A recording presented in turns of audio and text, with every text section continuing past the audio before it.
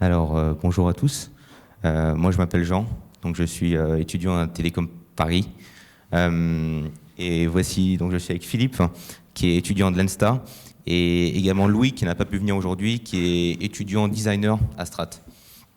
Alors nous, aujourd'hui, on va vous parler de votre œil. Alors, j'imagine que vous avez tous déjà fait une visite chez un ophtalmologue, peut-être même que vous avez déjà fait ce qu'on appelle un examen du fond d'œil. Alors, un examen du fond d'œil, qu'est-ce que c'est ? C'est votre ophtalmo qui vous demande de passer la tête dans ce qu'on appelle une lampe à fente pour observer ceci, votre rétine. Pourquoi l'ophtalmologue observe-t-il votre rétine ? Parce que dans une image de la rétine, il est capable de détecter les signes de tout un tas de maladies de l'œil, donc parmi lesquelles les occlusions veineuses rétiniennes, la dégénérescence maculaire liée à l'âge, la cataracte, etc., etc. Mais la vérité, c'est que votre rétine en dit beaucoup plus sur vous et votre état de santé que simplement de savoir si vous avez une maladie de l'œil.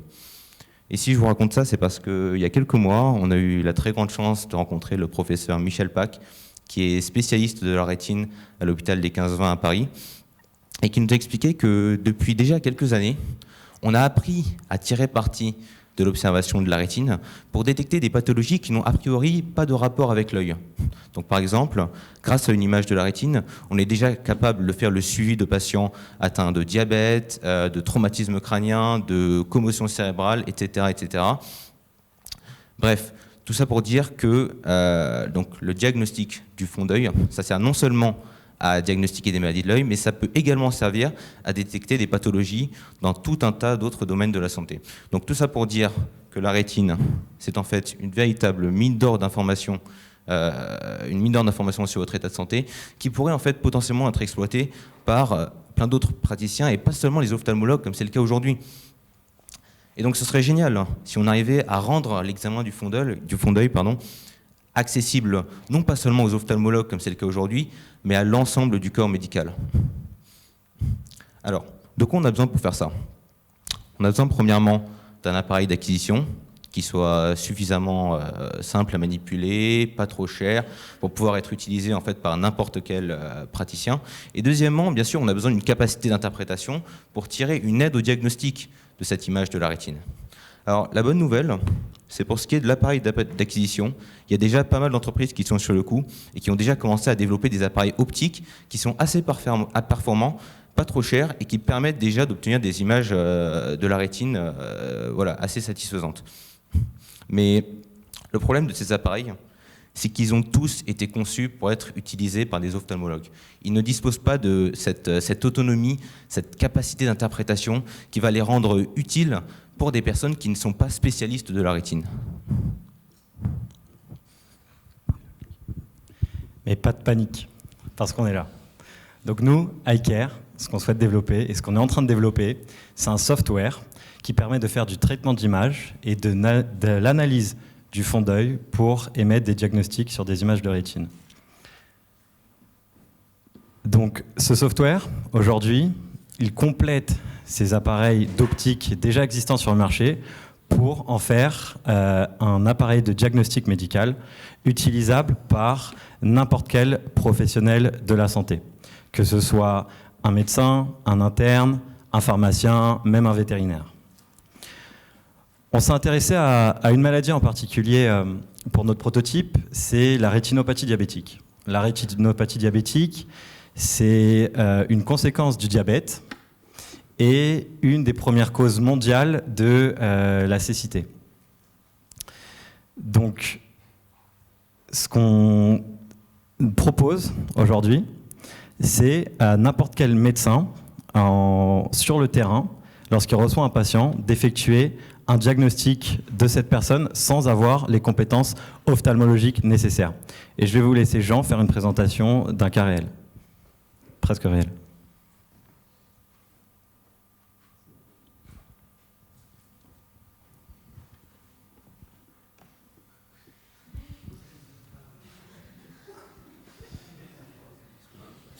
Ça va, t'inquiète pas, rien de chaud.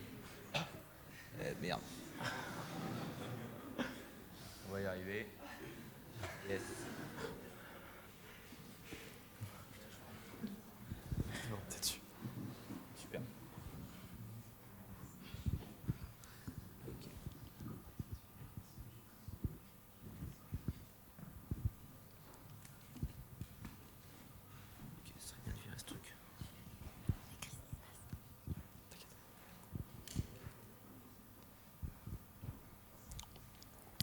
Ok, donc on va faire très simple. Hein. Donc imaginons que je suis un infirmier ou un urgentiste et que j'ai un patient face à moi et j'ai envie de savoir en fait si ce patient est atteint de rétinopathie diabétique.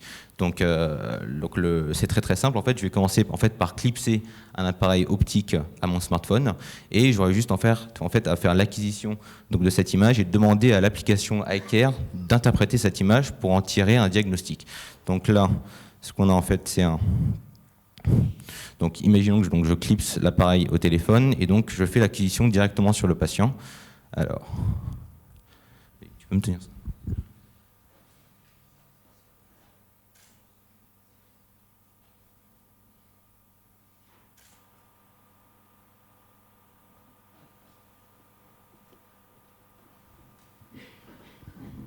Ok, alors là, ce qu'on a clairement, en fait, c'est un... Ah, on voit absolument rien.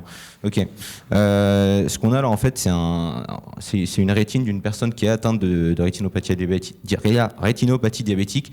Et ça se voit, en fait, aux petites taches jaunes, en fait, qu'il y a sur la rétine. Donc, j'espère que mon appli ne va pas se tromper devant vous, parce que ce serait un peu la loose.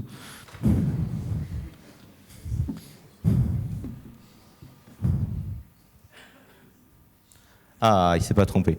Super. Donc voilà, là, il a diagnostiqué en fait une rétinopathie diabétique. Alors dans l'idéal, voilà, ce qu'on pourrait faire à l'avenir, c'est ajouter donc un pourcentage de précision. Et du coup, je vais peut-être vous laisser Philippe expliquer la technique qui est derrière tout ça. Alors, qu'est-ce qui s'est passé quand Jean a pris l'image et a envoyé l'image ? L'image a en fait été envoyée sur notre serveur qui a, à l'aide d'un algorithme d'intelligence artificielle, analysé l'image. Donc cet algorithme, c'est simplement un réseau de neurones de type VGG16 qui a été réentraîné par transfer learning sur une base de données de 35 000 images qu'on a acquis et labellisé rétinopathie diabétique ou pas rétinopathie diabétique. Et donc, une fois que... ça n'a pas été la loose. Ici, on a obtenu le résultat positif qu'on espérait. Aujourd'hui, on a 76% de précision. Donc, à titre de comparaison, 76%, c'est un résultat similaire qu'une équipe de chercheurs à Liverpool a obtenu en 2016, mais sur la quantification du degré de gravité de la maladie. Donc ces résultats, ils sont extrêmement optimistes, puisqu'ils nous laissent un champ d'amélioration très très vaste, très très large. Alors, en particulier, j'aimerais quand même insister sur la différence entre leurs résultats et notre produit. Leur résultat, il a été obtenu à partir d'images prises dans des qualités adéquates, dans des qualités ophtalmologiques. C'est-à-dire que les patients venaient et l'acquisition était faite à l'aide de matériel à plusieurs dizaines de milliers d'euros. Nous, on se concentre sur une application dite de terrain. C'est-à-dire qu'on veut permettre à des personnes dans des milieux délocalisés, en haute montagne, dans la rue, lors d'accidents par exemple, d'obtenir des images rapides et de les analyser donc sur le terrain. En particulier, aujourd'hui, on a besoin de fonds pour obtenir un de ces appareils d'optique et constituer notre première base de données sur laquelle on va s'entraîner, sur laquelle on va recompléter nos algorithmes de transfer learning pour analyser les images. En particulier, ce qu'on souhaite faire à l'avenir d'iCare, c'est une application de diagnostic, un outil de diagnostic permettant à n'importe quel professionnel de la santé d'obtenir un diagnostic instantané, précis et n'importe où, afin de faire à long terme d'iCare le SAMU ophtalmologique dans votre poche. Merci à tous. Merci. Est-ce que le jury a des questions ? Tout était très clair. Ah. Merci. Même si c'est des personnels de santé, étant donné que c'est des diagnostics qui vont être faits, quelle est la régulation ? Régulation. Alors en fait, oui, c'est une chose sur laquelle on n'a peut-être pas suffisamment insisté dans notre présentation.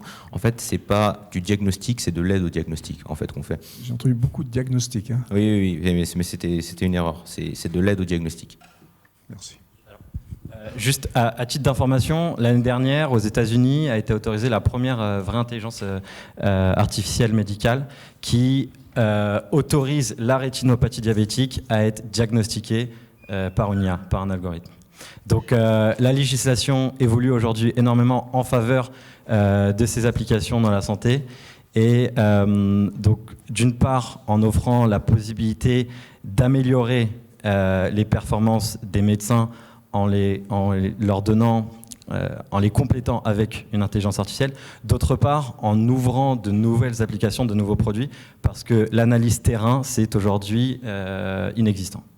Mais ce dont vous parlez, qui a été approuvé par la FDA, c'était dans le cadre médical. Et ça doit être entouré par des médecins spécialistes, en l'occurrence des ophtalmos. Oui, bien sûr. Alors, donc, deux choses l'une. La première, Rome ne s'est pas construit en un jour. Petit à petit, l'intelligence artificielle intervient dans la santé. Et donc, effectivement, il n'y aura pas de rupture instantanée du jour au lendemain. Et d'autre part, notre algorithme aussi a la vocation d'être derrière recontrôlé par des médecins. Moi, j'ai une question un peu de contexte. Enfin, je ne suis pas dans le domaine médical du tout, donc peut-être que j'interprète les choses différemment. Mais donc, le parc existant des images de rétine, il est fait dans les labos d'ophtalmo, enfin, puisque c'est là que les gens vont et font l'examen. Donc, toutes les bases de données que vous allez avoir qui associent une image et un diagnostic, à l'heure actuelle, sont des gens qui ont été chez l'ophtalmo. Presque. D'accord ? En fait. Donc, et je comprends que l'extension intéressante, c'est de dire, s'il y a une condition médicale qui n'est pas liée à la vue, mais qu'on peut détecter sur la rétine, ça serait bien qu'on ait une base de données de ces événements dans les ER, dans le SAMU. Mais là, vous avez, à l'heure actuelle, même si l'appareil existait et que les clichés étaient pris, vous n'auriez pas forcément de base pour faire l'apprentissage, parce qu'il n'y a pas eu encore un flux suffisamment de données qui ne viennent pas d'ophtalmologie pour avoir un diagnostic. Et pour votre rétinopathie diabétique, les gens qui ont ce cliché-là, enfin, c'est pas un moyen de détecter early qu'il va y avoir un diabète de type 2. C'est un moyen de détecter qu'il va y avoir un problème de cécité qui arrive.